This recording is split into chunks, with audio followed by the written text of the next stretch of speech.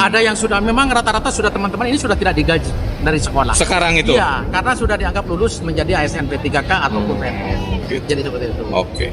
Sebanyak 1.600 pegawai pemerintah dalam perjanjian kerja atau P3K, calon aparatur sipil negara atau CASN, maupun calon pegawai negeri sipil CPNS yang telah lulus dan gagal dilantik tahun 2025, pada Rabu 12 Maret 2025 pagi mengontrol kantor DPRD Garut. Mereka melakukan aksi mogok serta beraudiensi dengan pemerintah daerah karena batal mendapatkan surat keputusan SK pengangkatan. Hal itu imbas dari keputusan sepihak Menteri Pendayagunaan Aparatur Negara dan Reformasi Birokrasi atau Menpan RB. Menpan RB menunda pelantikan hingga tahun 2026, padahal seharusnya mereka dilantik pada 1 April 2025. Sebelum adanya keputusan penundaan SK pelantikan, progres yang dijalankan oleh 1.600 orang lulusan P3K, CASN maupun CPNS tersebut mengalir dengan lancar. Bahkan sesuai jadwal yang ditentukan oleh Badan Kepegawaian Negara atau BKN.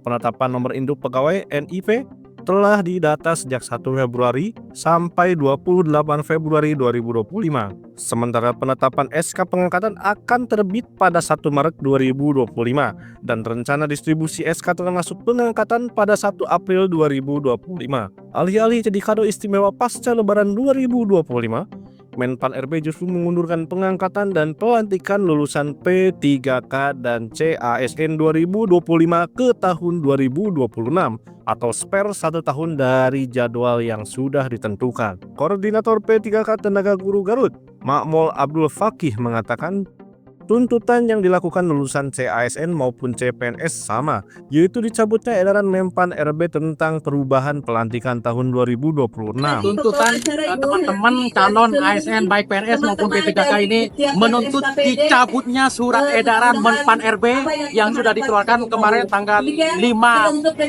Maret tahun 2025. Itu di mana itu untuk penundaan pelantikan atau penundaan pengangkatan CASN baik PNS maupun P3K sampai dengan Maret tahun 2026. Makmul juga menyinggung keputusan Menpan RB tidak jelas karena dalam surat yang diketahui penundaan pengangkatan dan pelantikan tidak jelas secara eksplisit.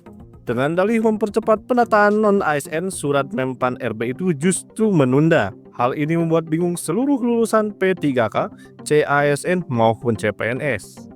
Sejauh ini jumlah yang di Garut sendiri ada berapa, Pak? Ada 1.600. Yang P3K? Yang P3K. Kalau yang CASN?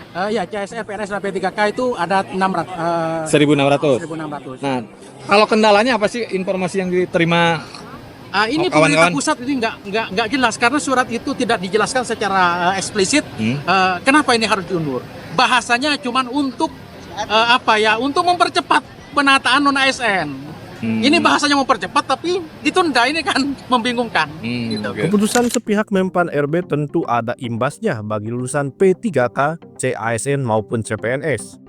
Mereka yang usianya sudah tidak muda lagi terancam tidak bisa menikmati masa kerja. Hal itu lantaran masa kerja terpotong masa penundaan. Selain itu, sebagian lulusan P3K, CASN maupun CPNS saat ini sudah tidak mendapatkan gaji sekaligus honor. Mereka sudah dinyatakan keluar sejak dinyatakan lulus menjadi P3K, CASN maupun CPNS. Ini apa, Pak?